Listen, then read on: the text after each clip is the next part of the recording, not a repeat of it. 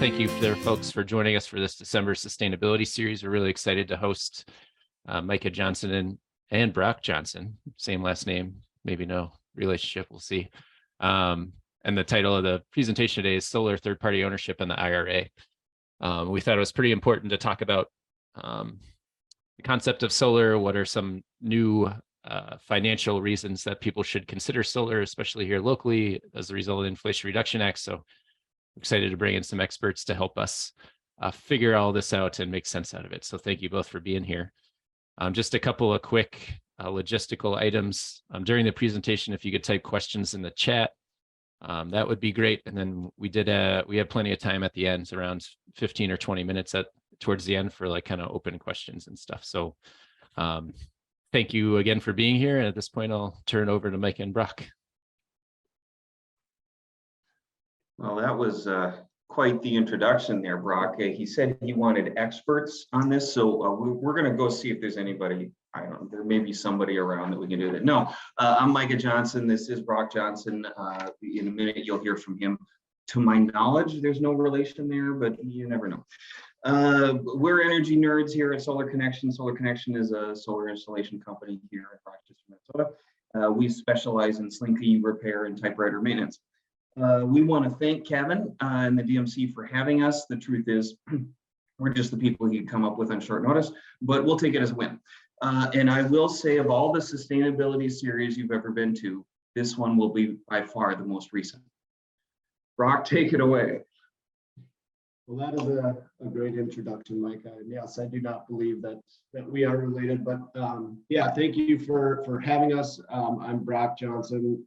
Just to give you a little background, I've got over 4 years of experience now working in commercial solar with financing structures and things like that. So that's kind of what I'm going to talk about here in the first few slides, and then I'll turn it back over to Micah to kind of go through the rest of it.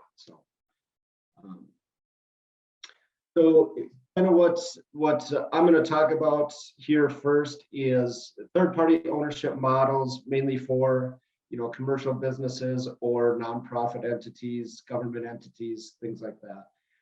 When we talk about third-party ownership, what we're talking about is basically it's a financing solution where you can gain the benefits of an on-site solar project connected into your electrical infrastructure without the upfront cost barrier of a typical solar install.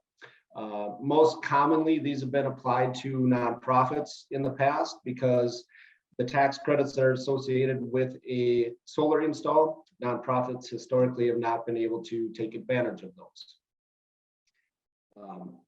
There are basically two types of what we call third-party ownership models, either a power purchase agreement or an equipment lease.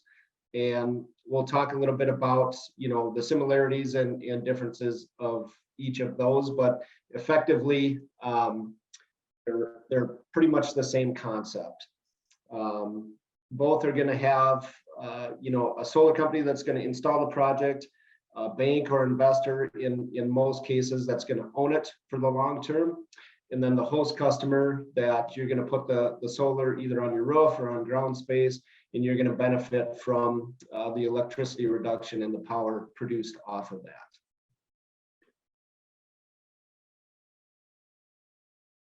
So on this slide, I'm just going to talk a little bit, just show pretty much the way they work and how similar they both options are.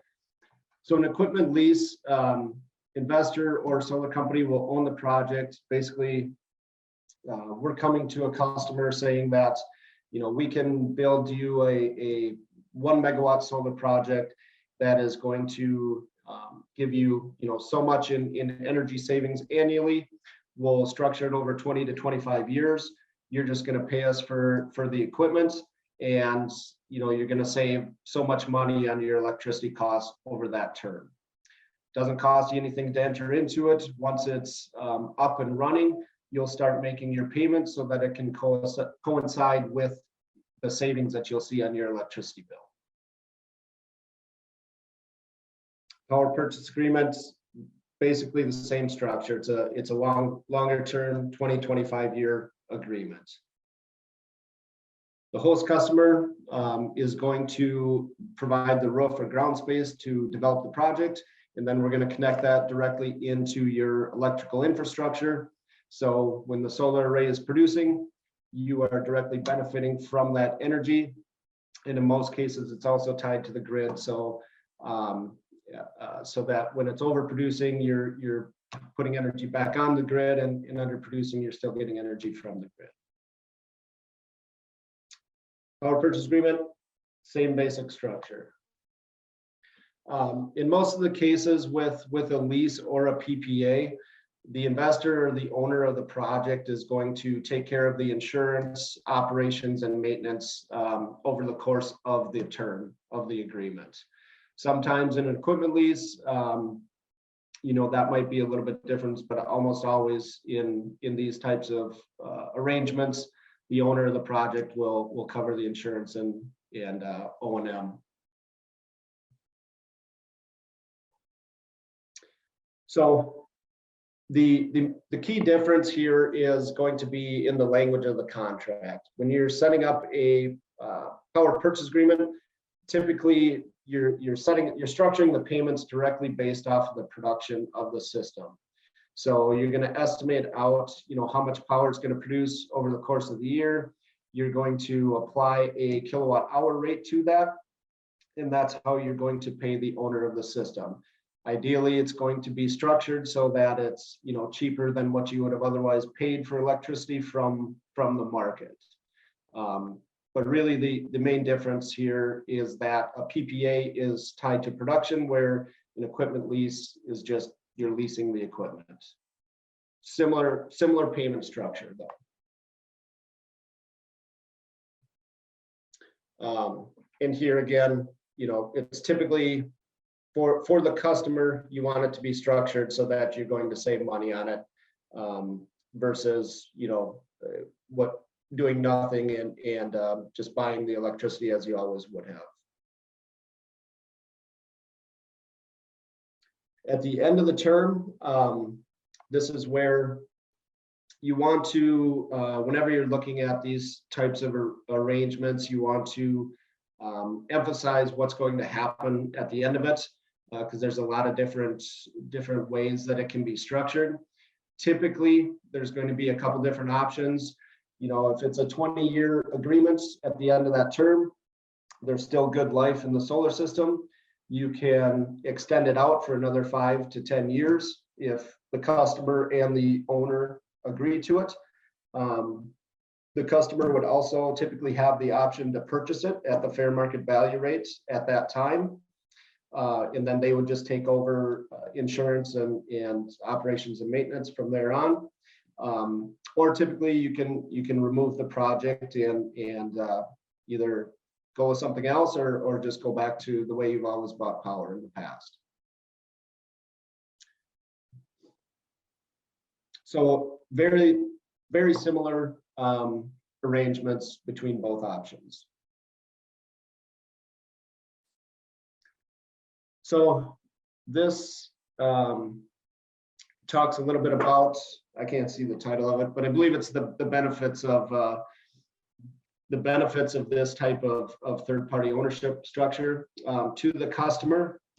The main benefit is that it doesn't require any upfront costs. You're not taking money out of your operational budget or taking out a long-term loan. Yes, you do still have to be creditworthy, so the investor can trust that you're going to be able to make the payments for the long term. But there's no upfront cost typically to the customer with this structure. Uh-oh.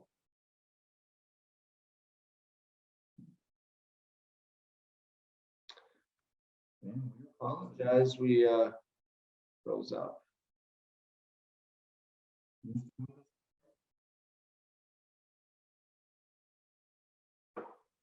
Where's Kevin frozen too? Are you still with us, Kevin? Yeah, we can hear you guys and stuff. Just seems like it might be the slide deck. Frozen here.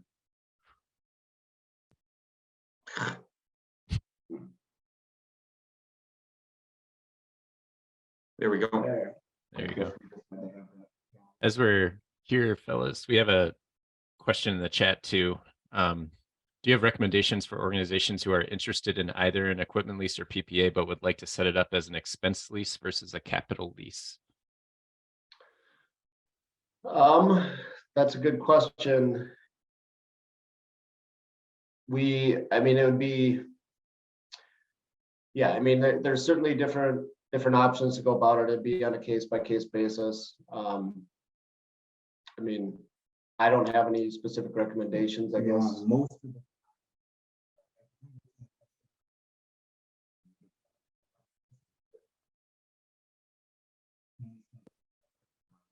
Sounds good. Thank you. Yep.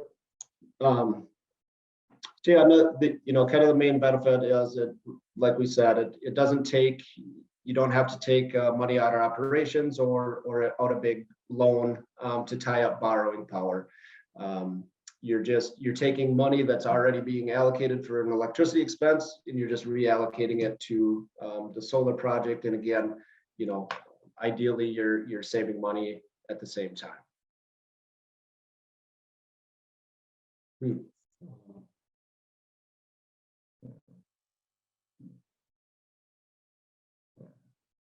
Okay.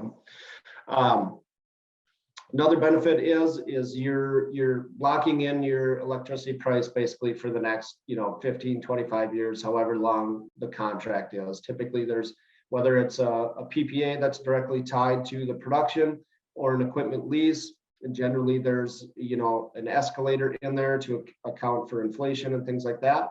But you're going to know what you're going to pay for power basically for that term.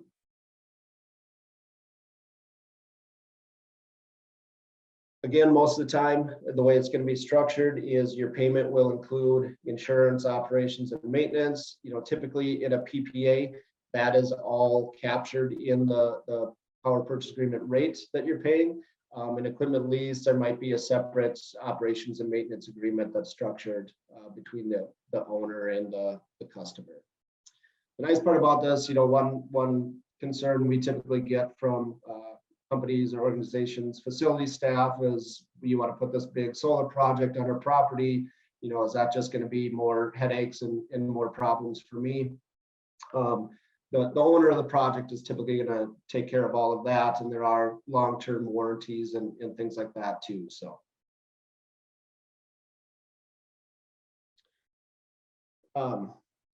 the owner of the project in this type of structure has a vested interest in the system performing what they say it's going to do. They're entering into a long-term contract as well, and their ROI is generally tied to what the system does, whether it's a PPA or an equipment lease. So it's not, we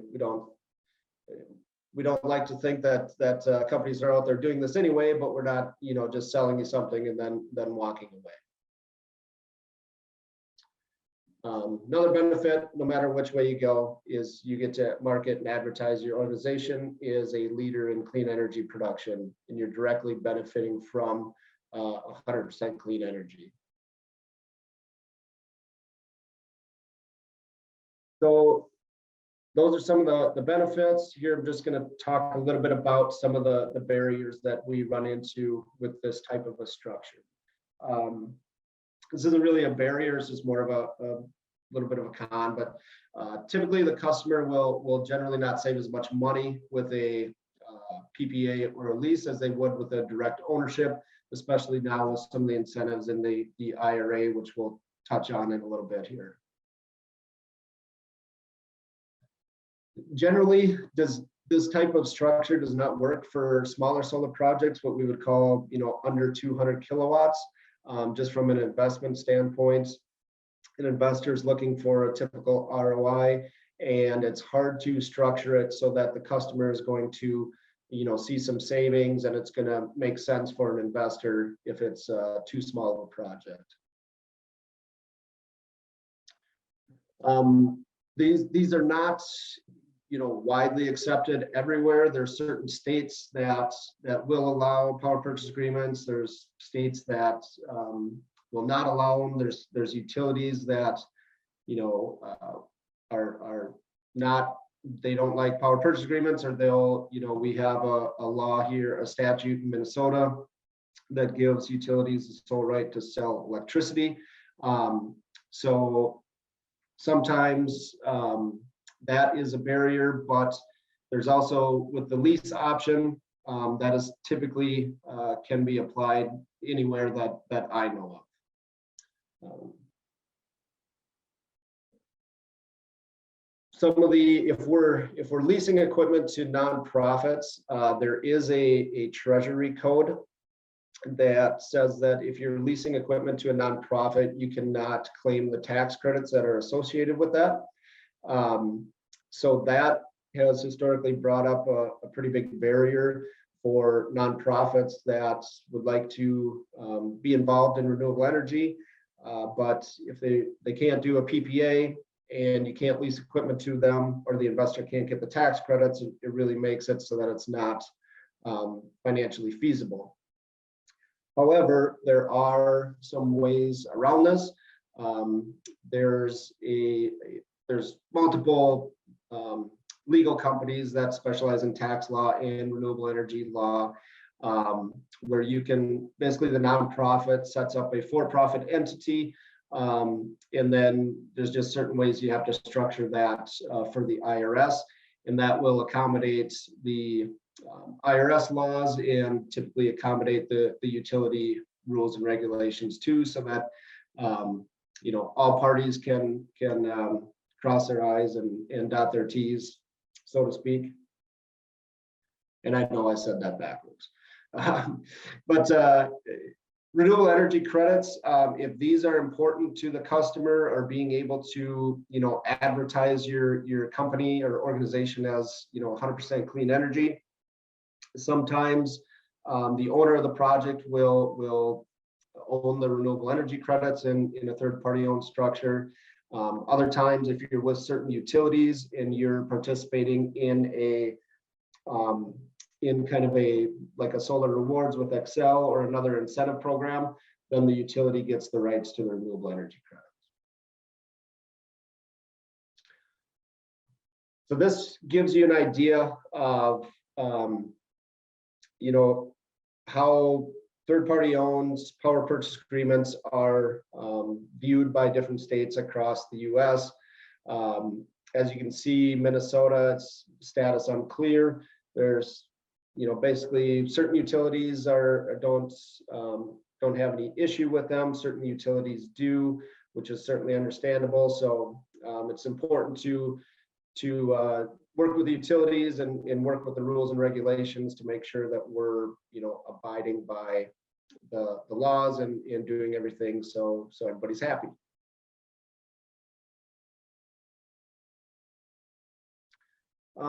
So now that was third-party ownership, and this last slide here just talk a little bit about a direct ownership, which historically, for a commercial entity that's for profit, owning the system outright is always going to be more financially beneficial to the customer if they can do it that way.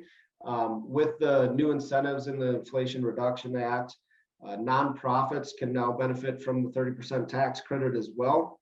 So most of the time in some of the models that I've been working on, in that it's generally works out better for the customer if they can own it and get that 30% credits in finance it and cash flow it that way, as far as the financial savings go, versus doing an equipment lease or PPA.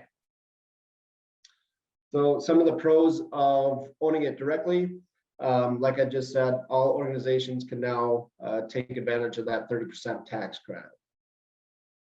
And that's dollar for dollar off the project cost in a rebate from the government. With the direct ownership, you're going to offset more of your electricity usage and expenses, because however much power that produces, that is all to the benefit of the customer. There's no other payment for a lease or a PPA. If you're owning the project, you have the rights to the renewable energy credits, unless again that you participate in a utility incentive that's where they're going to own them.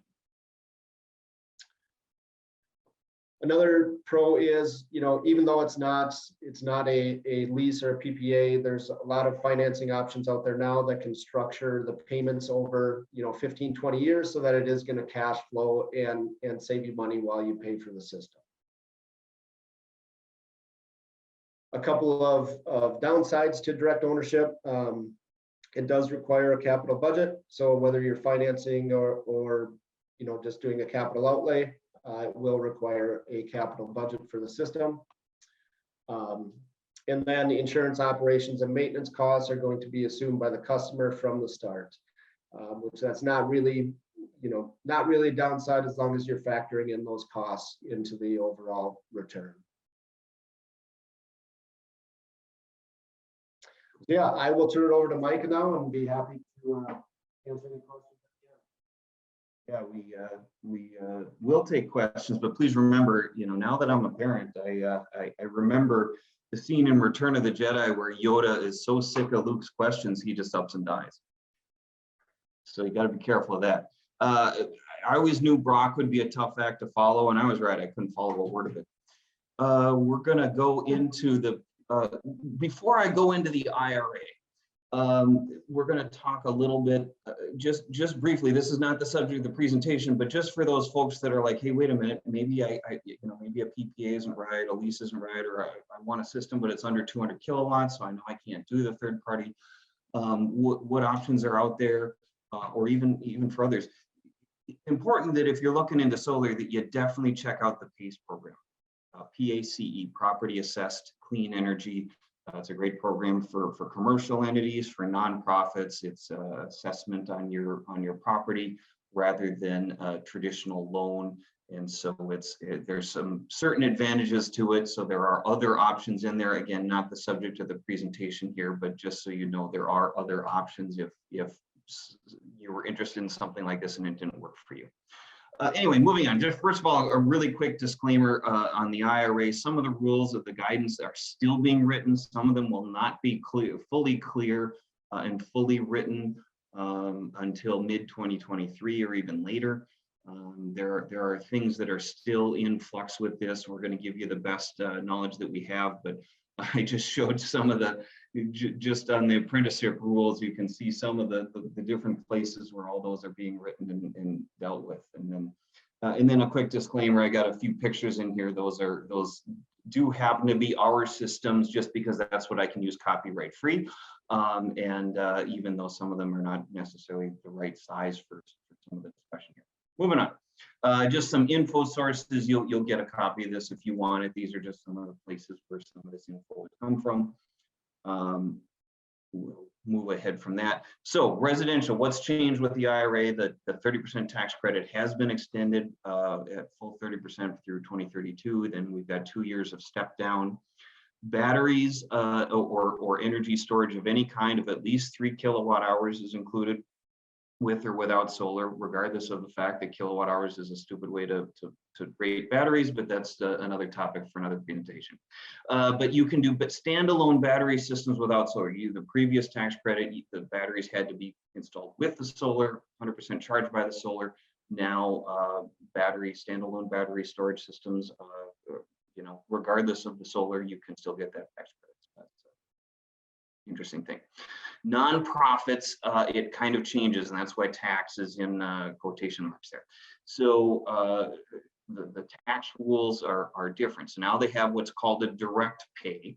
So for projects under a megawatt, 1 MW is 1 megawatt, is full 30% direct pay to the nonprofit. Again, the rules exactly how this looks are being written, but it's clear in the law that that's how it's going to be the 30%. Exactly how the paper trail gets filed and everything is still being written, but the 30% is going to be there. For projects over a megawatt, it can vary a little bit. We'll talk about that. That's where nonprofit and for-profit is the same. So that's coming in a future slide here. So this is any tax exempt entities, state governments, tribal governments, rural electric co-ops, and this counts for a variety of technologies. This is not just renewables, but there are a variety of other ones listed there. You can see them.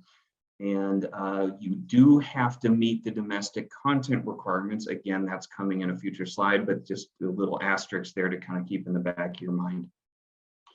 Okay, commercial and utility scale. So now one of the big changes that you'll hear a lot about, but may not matter to folks that are on this call. But I'm going to mention it because people are hearing about it. Solar is eligible for PTC and ITC. That's production tax credit and investment tax credit. Investment tax credit is what we're used to on the solar side. That's 30%. The production tax credit was used historically has been more of a wind thing. But in this particular situation for solar, in most cases, the production tax credit is going to be more applicable in the Southwest, where obviously they have more sun, right? Desert Southwest, there's a reason why it's that way. So the break-even point in just a real rough analysis, just did some just kind of back of the napkin analysis on this, roughly 1750 kilowatt hours per kW. You don't need to know what that means. Is where that break-even point where the production tax credit might make sense. Or if you have a different tax situation where you need to spread that tax credit further into the future, there are ways to do that easier with the production. Well, it's just built into the production tax credit, whereas with the investment tax credit, it's a little bit harder to do, but it's still doable. So again, most situations is not going to apply here, but it's in the news a lot, so I just wanted to mention it. If you're curious of how it would apply to your situation, give us a buzz. We'll figure it out. Okay. So commercial and utility scale, if you're under a megawatt, same as the nonprofits, 30% tax credit, same rules, with a little bit different step down rules that I'll mention here in a minute. Now, if you're more than a megawatt, here's where it gets kind of complicated. Automatic 6% tax credit. However, if you meet the prevailing wage and apprenticeship requirements, it then is at the 30% that we're all used to. So prevailing wage varies by county. That's a county by county thing saying, hey, this is how much, you know, those of you that deal with government projects, you're very used to this. But they say this is how much somebody doing this type of work should get paid in this area, and including fringe benefits and so on and so forth. And you have to verify that all the people working on that project made that rate or more. And in the apprenticeship program, a registered apprenticeship program, it has to be, and that can be a variety of things. You know, the one that people are very familiar with around here tends to be the union, but there are a variety of other registered apprenticeship programs that can apply to that. And it has to be a certain percentage of your people in that registered apprenticeship program, 12.5 to start, and then 15% in the future. Most of the time, most contractors of any size are going to be able to do that. Maybe not the mom and pop shops, but they're not doing megawatt projects. For example, all our, you know, we would easily be able to do that ourselves. And so any contractor that is able to handle a megawatt project would be able should be able to meet that. Then there's 3 possible adder tax credits that I'll talk about here in the future. Now here's where just a caveat on those credits is they do continue. There's a little fine print in the law. They continue until the U.S. electric sector emits 75% less carbon than 2022. And in parentheses, I put or until the next election, right? You never know what's going to happen with the next election. But that's how the step down is going to work in the commercial and utility scale sector. Is if we're not that 75% mark at 2032, well, then these credits automatically continue until we are at that 75% mark. After reaching the threshold, then it steps down. So that the year we reach the 75% mark, it's still obviously 100% because we just reached it. The next year, it's a 75% of the original credit, so 75% of 30%. And then the next year, it's 50% credit, and then it goes away. So kind of an interesting little thing there. The domestic content. So again, nonprofit projects have to meet this domestic content requirement here starting in 2033. And then all commercial and utility scale more than 1 megawatt need to meet this. So this is an adder though. Okay, so you got your 30% because we did prevailing wage, we did apprenticeship program. Now we get this adder on here if we meet the domestic content. And the domestic content requirements is all of the steel and iron has to be domestically made. And then for all the other projects, meaning that the total cost of all manufactured products, starting in 2024, that has to be 40%, and then the next year 45%, 50, so on, until it's at 55% in 2027 and going forward. So the way that's written is a 2% adder or 8% if your wage apprenticeship rules are followed. Well, you're already going to follow the wage apprenticeship rules if you want to get your main tax credit, so that shouldn't be a problem to do. Nice little picture of forager. And then the energy communities adder, and this applies not just to solar, but to a variety of other technologies. I'm just going to cover the solar part, but I'll mention some of the others here in a slide coming up. Again, written as that 2% plus 8% thing. Most of the time, you don't need to worry about that. What is an energy community? Well, that's a brownfield site. That's an area that has high unemployment due to lost fossil fuel jobs.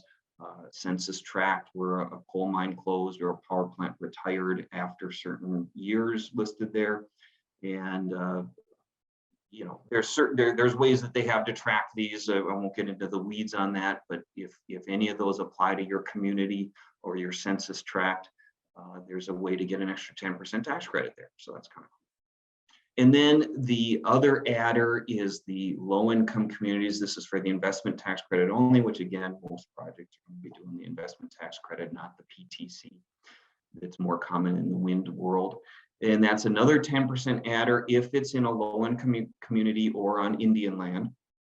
And how do you determine a low-income community? Well, it's 20% poverty rate and not or, but and median family income is 80% or less of the state median family income or the surrounding metro area median family income. So if you're in the Twin Cities, there's a little bit different rules that you got to follow. But for most of us, it's the state median that we're going to be following. And then you can also get another 10% beyond that, so an additional 20% adder if it's part of a low-income residential building project or qualified low-income economic development project. And the rules on this got really, really long. I won't go into the weeds on all of them, but basically for the residential building project, it needs to be part of a HUD program. There are a variety of HUD programs out there for you know, women's housing or low-income housing or this housing, that housing, so on and so forth. And so the stuff in quotes there, financial benefits are allocated equitably among occupants of the building. So this would be like a large apartment building in most cases, again, because this is a megawatt, more than a megawatt anyway. So it's going to be a real large project. And generally speaking, it's probably going to be some sort of a community solar program, just because that's the, you know, whether it's officially part of the community solar program that's part of Excel Energy, or it's kind of an unofficial community solar program where it's, you know, we take the benefits similar to that Northfield project for those of you that know about that, where they take the financial benefits of one solar array and they spread it among all the occupants of that housing program there. Or if it's a low income and economic benefits, so then all the financial benefits, again, in a community solar type of program, the financial benefits are going to households with income less than 200% of poverty line or 80% of area median income. So a couple of different ways that can be done that way, and it's a nice little 20% adder, but there's a lot of rules, and there's a lot of things attached to that to make sure that it happens. And there's some certification. These programs, you do have to apply to them to the U.S. Treasury. This is not guaranteed. They have 1.8 gigawatt annual capacity for these programs per year, split among wind and solar. So they can be done, but it's something where you apply ahead of time and make sure that you get it beforehand. Whereas the other ones, they're just automatic. If you meet the requirements, you get the 30%. If you meet the requirements, you get this adder, that adder. But this one is a program you got to apply to. Moving on, residential and commercial now tax rules. This is not the nonprofit direct pay. This is for the for-profit entities, including residential. You can carry back, you can carry forward. So let's say my tax credit is, just use a round number, $10,000. If I'm a residential person and I only paid $7,000 in taxes, well, I only get as much as I paid in. It's a credit against what I've paid in. So Tax credit is $10,000, but I only paid $7,000 in taxes. Well, I can get $7,000 this year, and I carry forward the $3,000 to next year, and I get my other $3,000 next year. I can carry that forward up to 5 years. Commercial, you can actually go backward in taxes if you're willing to file amendments to your old taxes, or you can carry it forward to 22 years. If you can't, you got $100,000 tax credit, but you had a bad year and you just didn't pay that much in taxes. Well, you got 22 years to fully gain that credit. Commercial, there are no changes to the depreciation. The commercial entities get to depreciate their systems just like any standard depreciation. It's completely independent of renewable energy. It's like, hey, I buy a truck as a farmer, I get to depreciate it. I put up a barn, I get to depreciate it. It's just standard business depreciation.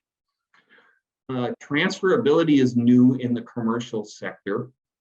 And that's where you can, quote unquote, sell a tax credit to another taxable entity once. So basically saying, hey, I get a 30% tax credit, but I can't monetize all of that, even 22, or I'm not willing to do the paperwork. I don't want to mess with carrying that forward 22 years.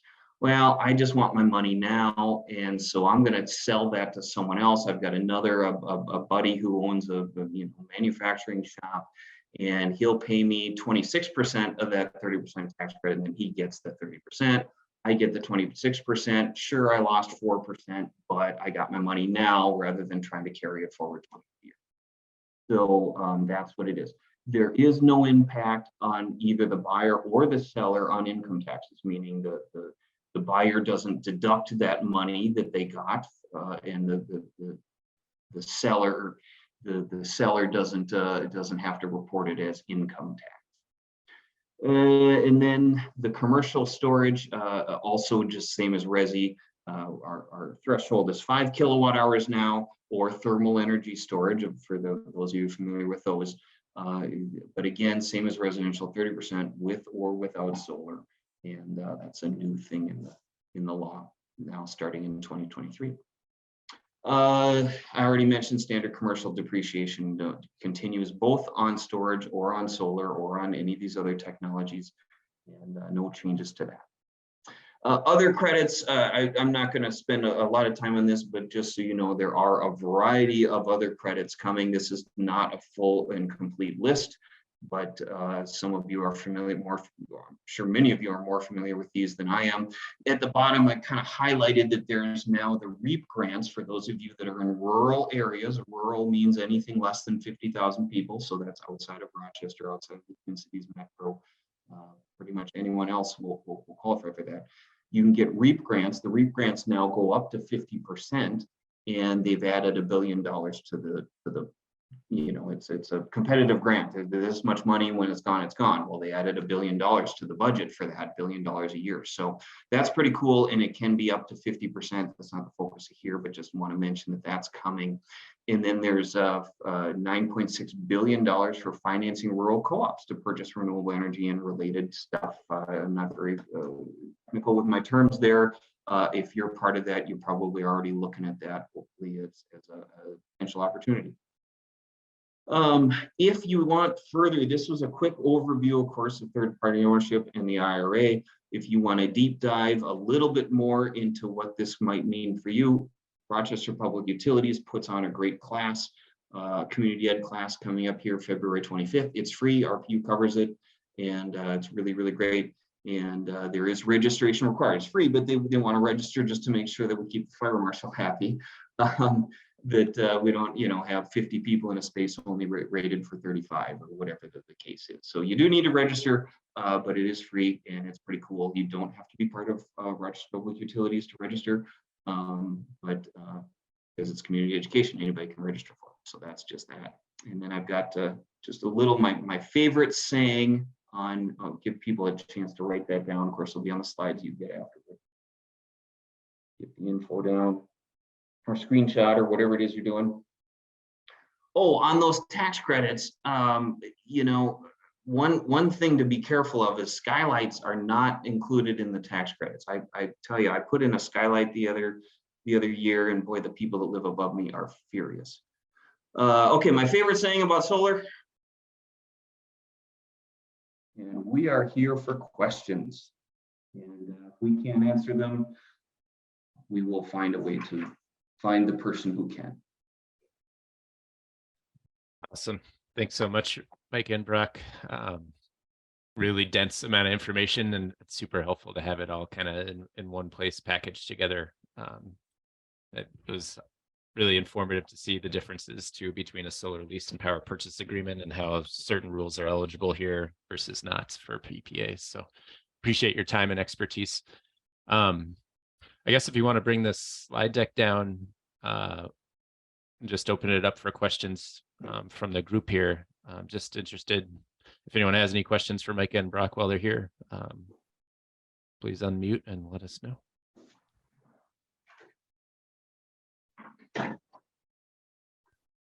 Maybe I have one question to kick us started or get us started.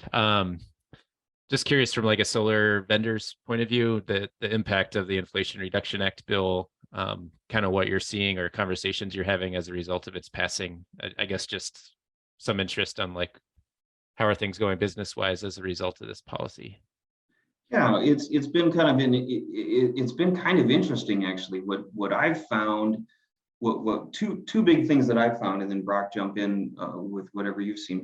But the first thing that I found is extending that tax credit out 10 years for folks. It really made people go, oh, okay, I don't need to get this taken care of this year. Whereas before, when it was stepping down and there were deadlines and we were really under, people were really under the gun to get their project in by a certain time and so on. And now it's almost like from a business standpoint, that's almost a negative, right? Because now people are saying, oh, I don't need to worry about this now. I can do it later, and everything deadlines make the world go around, right?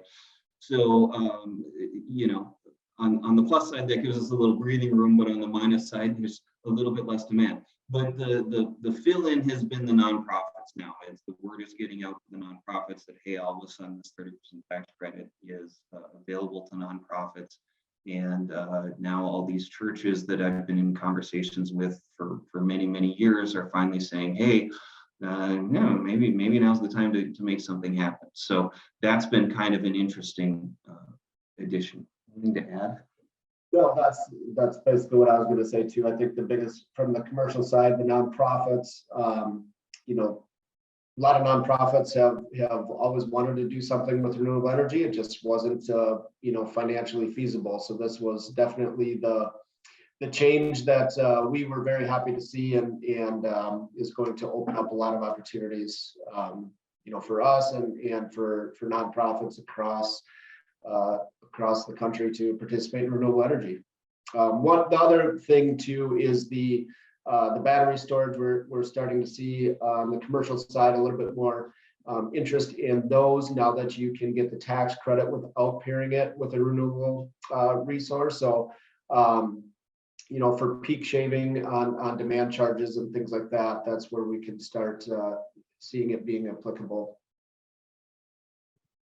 Just a question, I guess, as a follow-up to that battery piece. Are you aware if that tax credit counts for vehicles that are able to discharge their battery to accomplish that same end? Rules have not been written yet, as far as I know, on that. Okay. And I believe that we're still kind of waiting for the code. I mean, the technology is there and it's been used in Europe for a number of years, but I believe we're still kind of waiting on some of the codes, the US codes, to get caught up with it for the equipment to get listed to be used and approved to be used in the United States. We're still kind of waiting on that stuff, and those are not fast processes. So to my knowledge, the rules are kind of waiting on the equipment, and the equipment's waiting on the codes. Okay, awesome, thank you. Any other questions from the group here attending?